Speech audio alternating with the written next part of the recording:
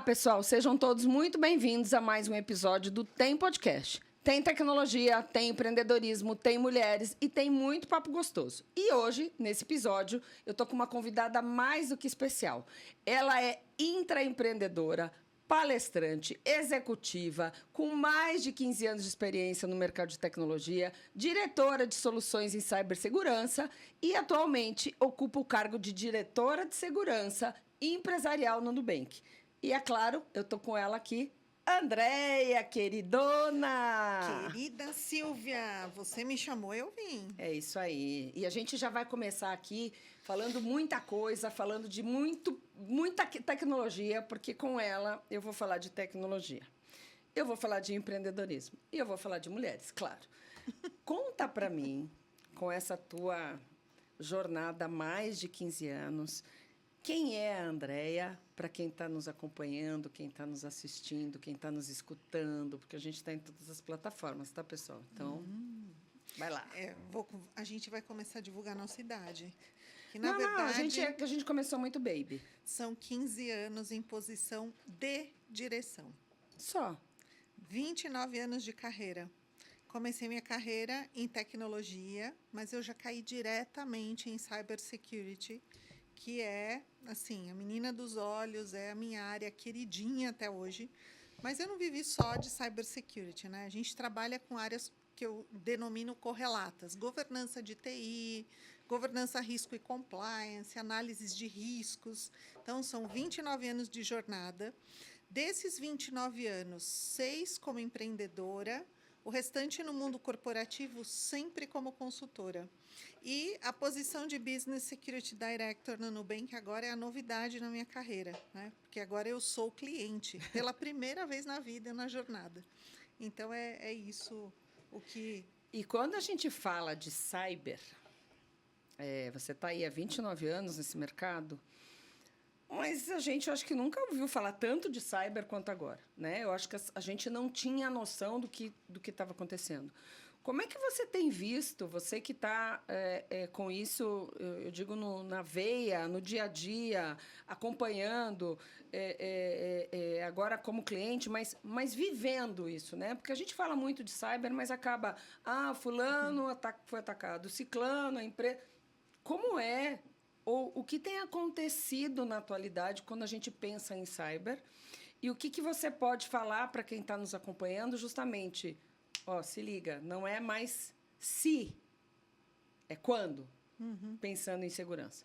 Infelizmente, né, Silvia? A gente está vivendo uma guerra cibernética e não é agora, já há mais de uma década. Eu acho que talvez agora a gente esteja com um negócio mais intenso e o aspecto geopolítico, as guerras interpaíses intensificam o mundo cibernético de um jeito que a gente não vê.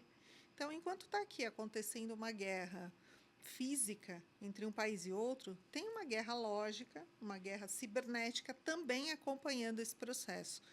Porque os criminosos hoje eles trabalham em diversas nuances, né? Seja na física, na lógica, atacando pessoas, infraestrutura de utilities. Nada hoje. Antigamente a gente falava que era só ataque à rede, né? E rede proprietária. Hoje você tem nuvem, enfim.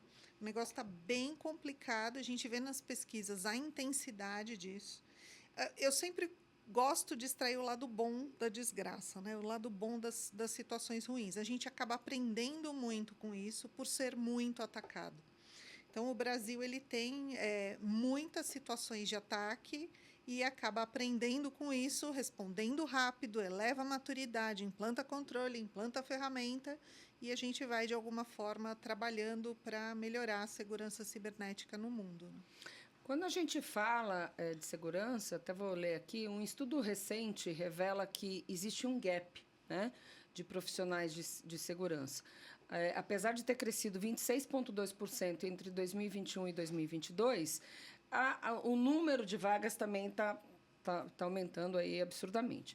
Quando a gente pensa nisso, e você que também está envolvida nesse contexto, mais do que eu, o que está faltando? E aí a gente fala de desemprego, a gente fala de oportunidade, a gente fala eu quero entrar em tecnologia, isso é para mim, não é para mim. Depois a gente vai entrar na questão aqui de mulheres, mas o que está faltando para essas vagas serem ocupadas? O que eu, que estou escutando aqui esse podcast, preciso fazer se eu quiser trabalhar nessa área? Que curso buscar e tantas outras coisas aqui que você pode compartilhar? Excelente tema, porque ao mesmo tempo em que a gente está vivendo toda essa guerra, não tem pesquisa para falar se os atacantes estão faltando, né? A sensação que a gente tem é que não faltam atacantes no mundo. Eles crescem exponencialmente, e né? trabalham em colaboração uns com os outros sem se conhecer, né? E aí é interessante falar disso porque uma pesquisa do AS Square mostra que a gente tem uma força de trabalho aproximada hoje de profissionais de cyber no mundo de 4,5 milhões de profissionais atuando nesse segmento. Mas o gap está mensurado em 3,4 milhões de vagas em aberto. Ou seja, a gente está com quase uma 50% de exatamente, dá até medo de falar esse número. Nossa, está faltando, eu tenho 100, está faltando mais 100 para, no mínimo, suprir aí o...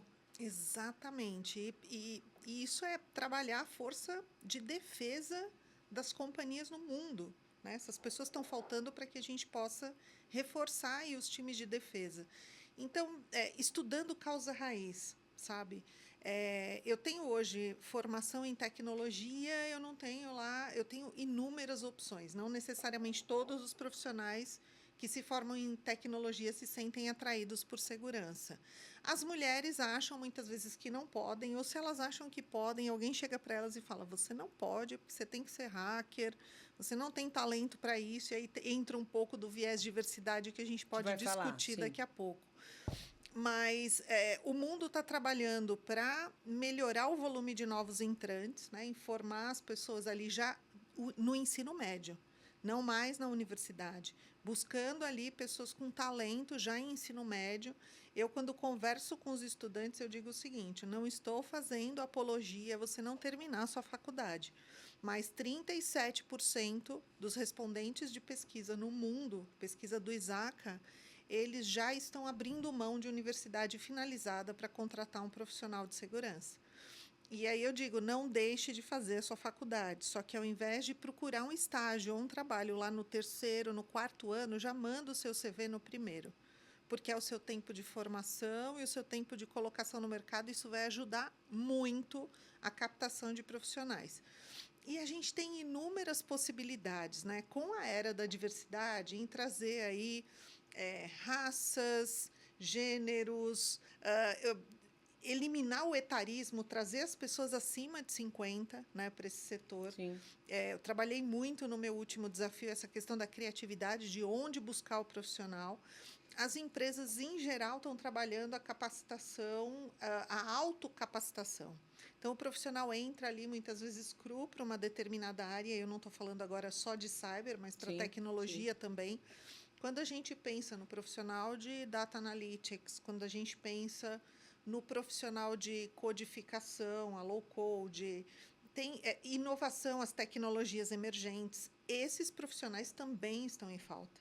Então, as empresas estão se reinventando no sentido de criar os seus bootcamps, seus grupos de capacitação internos para conseguir suprir essas demandas e atender suas necessidades. Quando a gente fala, quando eu comecei, né, a gente falava para você se dar bem no mercado de trabalho, você tinha que ter o inglês, né?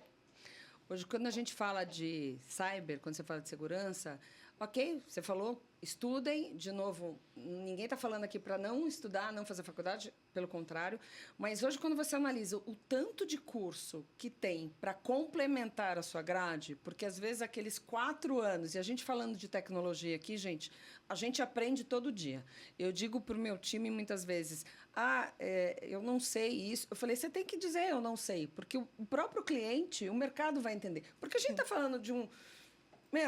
dá para você saber tudo? Não, não dá. Então, você vai chegar e falar, olha, isso aqui eu não sei, eu vou buscar, quem sabe. Então, quando você fala desses bootcamps, você consegue, muitas vezes, já ter a teoria e a prática, você tem muitas certificações, você tem muitas coisas que podem ajudar.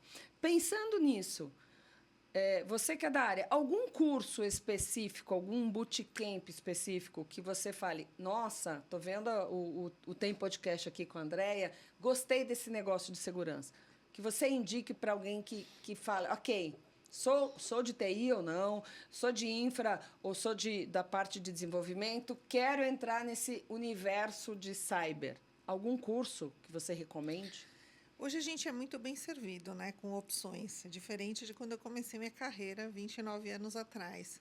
Mas para o profissional que já é formado, você pode partir ali. O que a gente pede é, pelo amor de Deus, não pense em entrar em cyber falando que a única saída é fazer uma graduação de 4 anos. Pode programar sua graduação, ok, mas procura um acelerador na linha da tendência de nanodegrees, porque senão a gente não vai conseguir sustentar a demanda de mercado. Então, eu tenho os caminhos de cursos de extensão, que são mais curtos, cursos de pós-graduação, MBA, tem os caminhos dos cursos de formação para certificação, porque tem um leque de certificações enorme, desde profissional... Sopa de letrinha. De gestão de segurança, de gestão de TI, em tecnologias específicas. A gente tem um caminho vasto, sabe? Mas o que eu sempre coloco é o seguinte, não esqueçam da questão dos soft skills. O soft skill está vindo hoje como uma carência para qualquer carreira em tecnologia. Tá? Então, a pesquisa do AS Square e a do ISACA mostram que os contratantes estão sentindo falta de alguns skills como a comunicação. A gente adora, né? Ser o comedor de pizza que fica por trás da tela, com a tela preta, né? Com as fontes coloridas e que não conversa com ninguém. Isso é teoria lá de algumas décadas atrás. Hoje a gente tem que trabalhar a comunicação cada vez mais forte em diversos níveis hierárquicos, desde o nível técnico, conseguir conscientizar nível gerencial, alta direção, conselho de administração nas empresas de capital aberto. Então, a comunicação hoje, desde o profissional ali mais júnior do time, ela é um requisito super importante. O pensamento analítico é um dos segundos aspectos que eles pedem, né? Porque a gente está ali simulando a ação de um atacante. Alguém que vai trabalhar o risco para te gerar ali algum tipo de impacto adverso. Se eu não tiver pensamento crítico, eu não consigo acompanhar essas pessoas. Eu não consigo trabalhar uma defesa efetiva, né? Programar a defesa de uma forma preventiva. A gente vai viver reagindo a incidentes. Prevenir é melhor do que remediar, né? O custo, inclusive, nos prova isso. O custo, inclusive. E quando você pensa nessa questão de segurança, quais são as tendências para o mercado? Quais são, principalmente para o mercado corporativo, né? Porque a gente já falou aqui em outro episódio que nós, como pessoas físicas, temos uma grande responsabilidade, né? Nós, como usuário, pessoa física, temos uma grande responsabilidade nas organizações quando a gente analisa que a maioria dos ataques acontece justamente pelo meu amiguinho lá, do meu computador, do meu desktop. Mas, pensando no mercado corporativo, quais são esses riscos? Quais são os principais riscos analisando o cyber? O que o atacante normalmente explora, né? E é incrível como os atacantes sabem onde a gente escorrega. Então, assim, o uso de senhas fracas, a gente burla utilizar o múltiplo fator de autenticação, porque a gente fala, eu vou dar um enter, depois eu coloco esse negócio que vai me avisar se alguém está entrando na minha conta. Que loucura! Se o aplicativo disponibiliza para vocês, configura, porque é bom. Mas, assim, o uso indevido de credencial, sejam aquelas credenciais técnicas, padrão, que vem ali com sistema operacional, com hardware ou com produto de segurança, que eles sabem que muita gente faz a instalação enter, e a senha padrão continua, mas também tem a senha, o acesso em massa da senha do usuário final, que também muitas vezes ele não está ali antenado para compor uma senha complexa. Não tem como fugir, gente. Maiúscula, minúscula, números e caracteres especiais. E não adianta colocar ali uma frase em inglês, em japonês, em espanhol grande. Por quê? Os softwares que quebram as nossas senhas, conhecidos como crackers, eles têm ali dicionários de línguas do mundo. Então, não adianta a gente achar que vou escrever aqui em russo. Não, ele tem dicionário. Ele vai usar o tradutor, né? Vai usar o tradutor. Tem que ter um algoritmo de substituição. Sim. Então, eu posso escrever Silvia na minha senha, certo? Mas o seu Silvia já é difícil, porque já tem um Y ali. Já Mas o meu I pode ser uma exclamação. Ele pode ser aquele outro traço compridinho. O A, ele pode ser um arroba. Eu posso substituir por arroba. O S, eu posso substituir por um E comercial. Ou o 3 por um E comercial. Ou o E comercial por um 3. Enfim, dá para fazer e construir o seu próprio algoritmo. Hoje, a evolução é que a gente consiga utilizar alguns softwares, mesmo para pessoa física, são disponíveis, que ali são cofres de senha e geradores de senhas complexas, para aqueles que são resistentes e não querem montar essa engenhoca toda. Então, é isso, Silvia. A gente tem que começar a trabalhar, né? Dificultar um pouco mais, não só a senha, ambiente. Eu tenho diversas camadas de tecnologia, você sabe melhor do que eu. É rede, sistema operacional, camada de banco de dados, aplicação com diversas nuances. Eu tenho aplicação web, API, aplicação em nuvem, tem mobile. Dá para escolher o sabor aqui. Todos os flavors maravilhosos. E eu tenho vulnerabilidades na concepção de cada uma dessas camadas. Concepção, construção e configuração. Se a gente não trabalhar um processo para, de uma forma ágil, encontrar vulnerabilidades, porque o fabricante avisa a gente e manda correções. Então, escaneou vulnerabilidade, avaliou configuração, corrigiu e deixou o negócio seguro. E montar um ciclo contínuo com governança é um outro ponteiro por onde eles entram. Ambientes mal configurados e desatualizados, né? E, assim, o phishing ele acaba sendo ainda uma técnica, né, muito explorada pelos atacantes. A técnica onde a gente recebe ali arquivo contaminado, link contaminado, para que eles possam dominar ali o seu dispositivo, o seu computador e conseguir ter o acesso indevido. Esses 3 são os principais. Então, trabalhar bem a autenticação, trabalhar bem a configuração e atualização do ambiente e evitar o phishing com muita campanha de conscientização. Hoje, né, eu precisei esperar 29 anos de carreira para ver a gente falando de cyber em TV aberta. Adoro quando alguém vai lá, a gente sabe que é um baita investimento. Adoro quando alguém vai e usa um canal de massa para falar de cyber, de fraudes. É uma delícia, é muito bom ver isso. E quando a gente fala, né, eu digo sempre que, às vezes, a pressa, né? Eu digo a pressa de nós, pessoas físicas, porque você está acessando um site. Ai, que saco, ter que aceitar o negócio aqui. Aí você não leu. Sim. E aceitou, e aí depois chora, né? Então, quando a gente analisa, e eu tenho falado aqui isso com outros entrevistados, 3 linhas: processos, tecnologia e pessoas. Se a gente não fizer os 3, a lição de casa dos 3, não vai rodar. E aí, entrando em processos, você é expert justamente nisso. Você cuida de governança, riscos e conformidade. Quando você analisa qual que é a importância para as empresas, e a gente sabe que, às vezes, a hora que você fala governança, o cara fala, você fala, Tem todo um glamour. Qual a importância dessa palavra, né? Que às vezes você fala, não, eu vou ver depois, eu vou atualizar depois, eu vou fazer isso depois. Mas qual a importância disso no contexto geral da segurança? Porque você não está falando só do cyber, né? Aqui a gente está falando do cyber, está na moda, está todo mundo falando disso. Veio pandemia, foi todo mundo para casa, eu não tinha firewall, eu não tinha antivírus, o meu celular.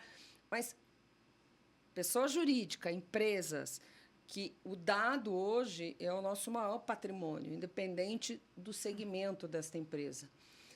Qual a importância desse método de governança para os negócios? Primeiro que eu gosto de dizer, né, que o pessoal acha que quem trabalha com GRC, governança, risco e compliance, vive escrevendo coisas no papel. Eu diria assim, né, a tecnologia nada mais é do que a automação de processo. É um processo automatizado, um programa, um aplicativo, ele é um processo automatizado. E muitas vezes a gente acha que essa história de processo, de escrever política, regra é algo ali para se colocar no papel e guardar na gaveta.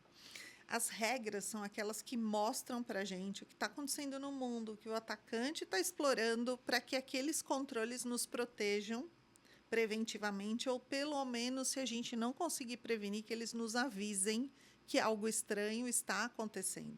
Os processos, eles vêm para isso, sabe? Para entender. E aí eles trabalham outras coisas, né?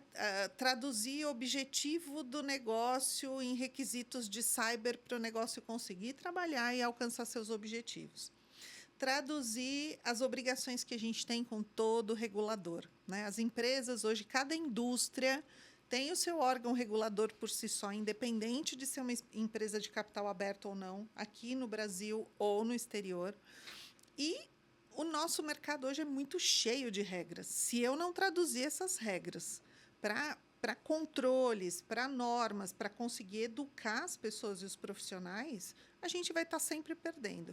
Perde em um tempo para o atacante, perde para o concorrente, perde para o regulador, porque vai ser multado, e faz com que o negócio perca, porque ele não vai conseguir alcançar os seus objetivos, né? Então, a definição de processo ela é de suma importância nessa história toda. Eu diria que é igual a gente, né? Quem é empresário sabe, você tem tanta... A gente está falando daqui a pouco de nova lei tributária aí, né, gente? A gente está até já meio assustado. Mas quando a gente pensa, é você ter um jurídico. Eu posso até conhecer uma outra lei, mas se eu não tiver alguém realmente focado, conhecedor daquilo, o barato vai sair caro, né? Então, quando a gente fala de segurança, a mesma coisa aqui em governança. E você tem sido uma líder muito forte. A gente falou de inclusão. Você tem sido uma líder muito forte nessa questão de mulheres na tecnologia. Ela faz parte aqui do nosso livro TI de Salto. Aceitou contar sua história para nós e para o público sem me conhecer. Então, a gente não nos... né? Ela falou, nossa, não sei quem é, mas vou contar, topou. Mas eu sei que você é uma idealizadora, né, dessa inclusão. E tem o ONCE. Eu queria que você falasse um pouquinho o que é o ONCE, como surgiu. Você até, vamos dizer, até ontem ela era a nossa embaixadora aqui no Brasil, mas agora ela passou o bastão, ela já está no conselho, está mais chique.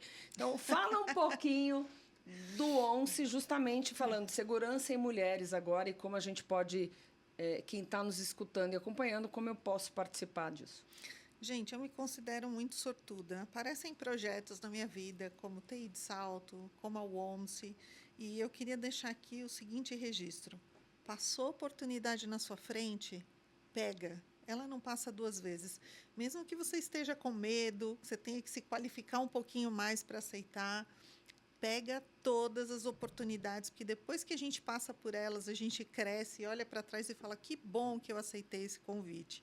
Por isso, aqui com o TI de Salto não é diferente. Mas estava eu na minha jornada empreendedora em 2019, e aí eu recebo uma mensagem pelo LinkedIn. Uma brasileira que trabalha nos Estados Unidos, trabalhava na Cisco, hoje ela é uma executiva da Microsoft.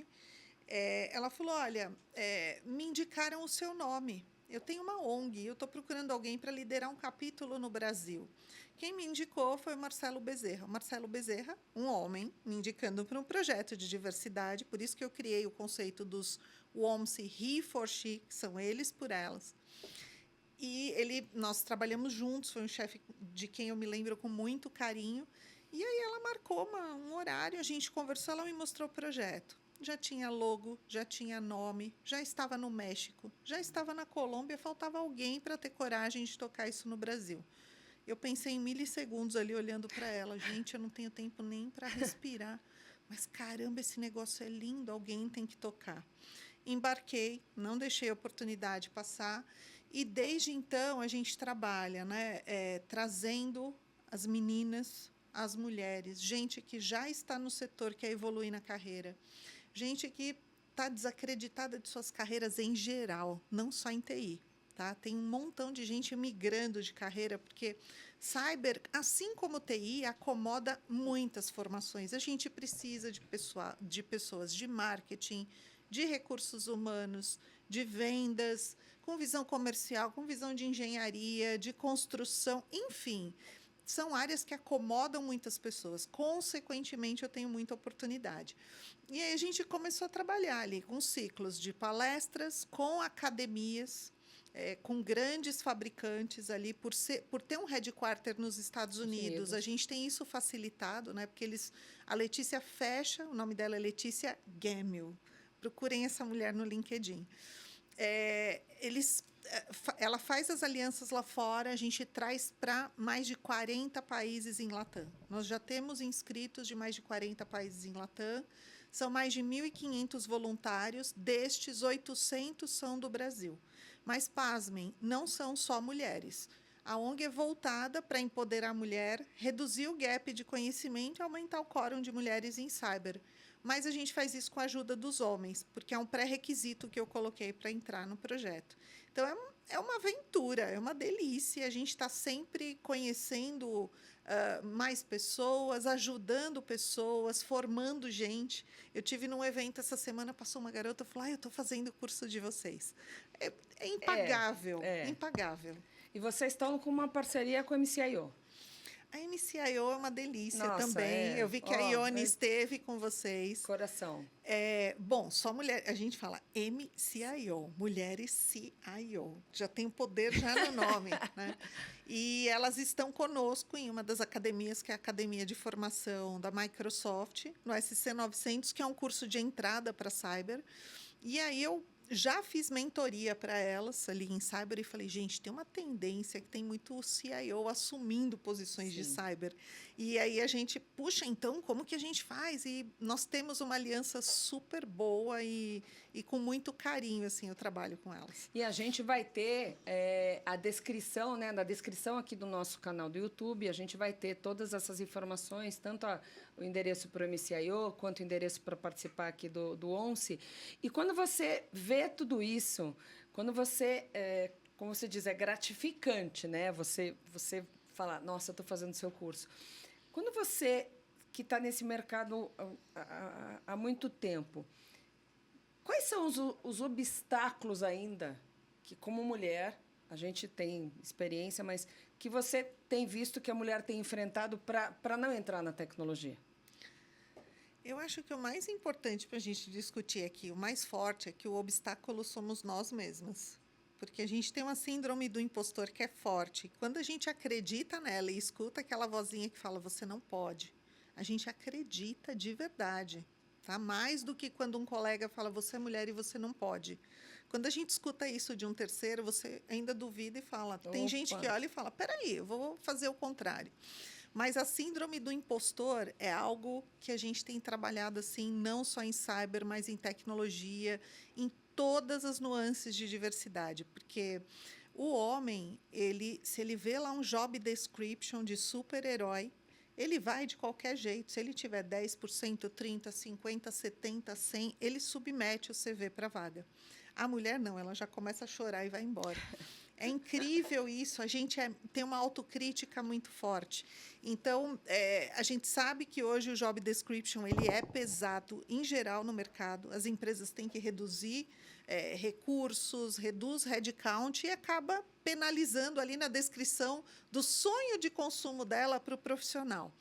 E aí eu estava procurando, Silvia, número para isso. Achei, cara. Sério? Achei numa pesquisa do Isaac uma coisa que eu preciso deixar registrado. Depois eu passo o link até para a gente deixar para o pessoal. A pesquisa do ASC Square também. Tem uma pergunta na pesquisa do Isaac que pergunta para o recrutador. Quantos % os candidatos que você entrevistou estavam preparados para a sua vaga? Aí tem lá. 100%, 6% dos candidatos foram julgados como 100% alinhados com o job description. Certo? Aí tinha ali uns 13% de 75% até 99%, mais ou menos assim. E o pessoal que tinha o percentual de até 25%, cara, era uma loucura. Tinha ali um percentual bastante significativo. Então, tem muita gente com coragem. Eu espero que a gente divida esse bolo ali entre homens e mulheres, mas eu arrisco dizer que a maioria... Ele não tinha o recorte por gênero para eu conseguir comprovar, mas se eu for lá recortar por gênero, a gente vai achar que a maioria eram homens. E quando a gente... Vocês que estão acompanhando aqui os nossos episódios, é um tema que sempre vem aqui. Síndrome da impostora, de novo, falando dessa questão da mulher se candidatar a vaga, se candidatar a ser líder, que é outro desafio, e aí você é uma líder. Quais as maiores dificuldades que você encontrou nesse desafio de liderança? Ai, quanta pergunta inteligente, meu Deus, desafiador. Cara, eu assumi liderança muito rápido. De 29 anos de carreira, eu já assumi uma posição de coordenação, mas era uma coordenação que tinha 50 subordinados ali com 4 anos de carreira. O que foi, assim, muito pesado, com muita dor. Eu tive que aprender muitas coisas muito rápido, errei muito, mas eu tive a aposta de alguém, né? Na época, quem me liderava apostou em mim. Não era, eu peguei uma estrutura já no começo, então eu tinha essas possibilidades. Agora, o que me gerou muita dificuldade, eu acho que é a questão de 2 pesos e 2 medidas. É algo que eu não consigo digerir até hoje. Se o homem bater na mesa, ele está sendo um bom líder. Se a mulher bater na mesa, ela está de TPM, ela é louca, ou ela está fazendo um chilique desnecessário. Essa coisa de 2 pesos e 2 medidas me impactou. Eu acho que eu vivi, e hoje, liderando a OMS, eu escuto muitas histórias de mulheres com dores, com sofrimento, e eu falo, nossa, eu passei por isso também, mas na época isso não me derrubou, eu nem me lembrava. Então, por uma questão de sobrevivência, eu tive que passar por cima de muitas coisas e deixar de dar atenção. Mas esse é um aspecto que eu não esqueço e que até hoje eu não consigo digerir. Esse negócio da diferença de tratativa, da diferença de percepção, né? Quando você toma uma decisão, quando você é duro, quando você erra, quando você acerta, porque o louvor todo, a festa que é feita, muitas vezes, para um sucesso de uma mulher, às vezes ele é diferente do abafado. Que, de alguma forma, eu diria que sim, e estou falando aqui em meu nome e no nome das inúmeras mulheres que eu já mentorei e que a gente vem mentorando pela OMS. E quando você analisa hoje, o que a Andréia pode fazer de melhor para facilitar a vida de quem está chegando agora? Bom, eu acho que doar o meu tempo, né? Transferir o conhecimento daquilo que eu já vivi, transformando em modus operandi. Eu adoro construir método, né? A gente adora construir formas de envolver as mulheres, envolver as pessoas, porque a gente mentora os homens também. Aqueles que nos ajudam na WOMSE, eles têm portas abertas, entrada e saída de todos os nossos programas. E eu acho que isso é uma forma de colaboração e fazer com que eles aprendam, porque a gente se comunica mal. Às vezes, a gente está ali sofrendo, não gostou de algo e não fala para o seu líder, para o seu par, para o seu subordinado que aquilo foi uma microagressão ou algo que te feriu.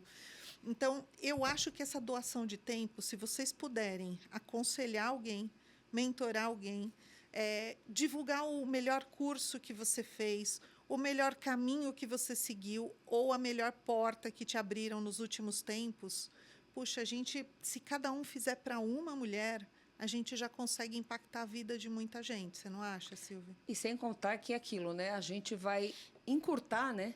Às vezes, o caminho. Eu digo sempre, se eu tivesse tido apoio, se eu tivesse tido redes, se eu tivesse tido contato com mais mulheres lá quando eu comecei, nossa, quanta coisa teria sido diferente. Eu penso nossa, isso também. Quanto mais eu teria ajudado, quanto menos eu teria sofrido, quanta culpa que eu carreguei sozinha. Exatamente. Né? E acabou mudando. Gente, a gente está entrando aqui. Nossa, temos que marcar outro. Já não dá um só, estou dizendo. A gente está com pouco tempo, tem que ser mais tempo. Você está convidada para vir num próximo que a gente vai fazer com mulheres do livro 1, 2 e 3. Ela está no livro 1, então TI de Salto. Acompanhe a história dela, a jornada dela. Ela tem uma história no livro muito linda. Um beijo para a avó. né? A minha avó é Henriqueta, Dona Henriqueta. Beijo para ela, porque é inspiração também. E eu queria encerrar com um livro, um filme, uma série. Adoro série, adoro O Exterminador do Futuro. Sou meio preocupante, mas tudo bem. E quando penso em segurança e inteligência artificial, só me vem esse filme, mas tudo bem. Que você queira compartilhar aqui com a gente. Bom, na linha de segurança, inteligência artificial e mecanismos de segurança com conceitos que você acaba aprendendo sem perceber, trilogia Matrix, sem dúvida, ok? Junto com o Exterminador do Futuro, que a Silvia está indicando. Trilogia, que já vai virar o livro 4, que já são 5, porque tem uma versão em inglês, TI de salto. Porque a gente está falando aqui, doe o seu tempo. Doar o tempo não é só ali, numa live ao telefone. Pô, a gente escreveu história pra caramba. Tem mais de 60 histórias, vindo mais umas 20, são 80. Puxa, indo para uma segunda língua para poder levar para outras mulheres que estejam em outros locais. Caramba, TI de salto na veia, porque eu aprendo muito cada vez que eu leio a história de uma das minhas colegas que chegam ali para os novos livros. E última dica, esse sim é meu livro de bordo. Eu comecei a estudar gestão de riscos lá em 2000, 23 anos atrás. E eu aprendi que, se eu quisesse ser uma boa profissional de gestão de riscos em segurança e em TI, eu ia ter que aprender o que era risco na essência corporativo, porque ele é a nave-mãe. E tem uma bibliografia que é assim, maravilha, porque ajuda a gente a mostrar que as pessoas, numa situação de risco, veem oportunidade e transformam em oportunidade. Isso a gente traz para a vida. Eu estou numa adversidade, estou na pior, como é que eu transformo em algo bom? Oportunidades disfarçadas. Tá? Tem volume 1 e tem volume 2. Ali vocês vão encontrar histórias de grandes empresas. Eu me lembro de história impactante da Latam, da Avon, da Natura, mas assim, empresas do mundo. E o head ali, quando ele passou por algum tipo de dificuldade, a agenda ali, a parte inicial do livro, ela fala o seguinte: oportunidades disfarçadas na crise, oportunidades disfarçadas na falta de recurso, oportunidades disfarçadas com uma concorrência intensa. Então, eles ainda classificam e a gente vai direto ali procurar e falar: caramba, olha como o cara foi inteligente e fez do limão uma limonada. Então, versão 1 e volume 2, super recomendo que vocês tenham em suas bibliotecas. Copo meio cheio ou meio vazio, não é? E, pensando nisso, copo cheio, copo vazio, uma palavra que defina a Andréa. Velocidade sempre. Uhul! Fórmula 1. Gente, estamos encerrando mais um episódio do Tem Podcast. Tem tecnologia, tem empreendedorismo, tem mulheres. E eu gostaria de agradecer muito a Andréa por ter aceitado o convite, por ter sido uma parceira aí do nosso livro, do podcast, de lives e de tantas coisas que a gente já fez juntas. Eu quero agradecer a Dell Partner Program pelo apoio de sempre. Foi um prazer ter aqui ela comigo, falando da ONCE, falando de liderança, falando desse universo de cyber, que está tão em alta nesse momento, então não percam esse episódio. E eu queria convidar você para falar aqui para os nossos ouvintes as suas redes. Onde eu posso achar a Andréa? Bom, vocês encontram Andréa Tomé, com TH. Eu tenho pessoas homônimas diversas no mercado. Tem atriz, tem advogada, mas, assim, eu acabei tendo que colocar um codinome nas minhas redes sociais. Então, se você colocar Andréa Tomé, com TH, GRCI, você me acha em praticamente as 4. Facebook, LinkedIn, Instagram e o Twitter. Então, gente, aproveitem, sigam o nosso podcast, entrem no YouTube, curtam, compartilhem, comentem, se inscrevam no canal, cliquem no sininho para que vocês possam saber quando a gente vai ter os próximos episódios e vai vir muita novidade por aí. Então, confiram, por hoje é só e a gente se vê no próximo episódio.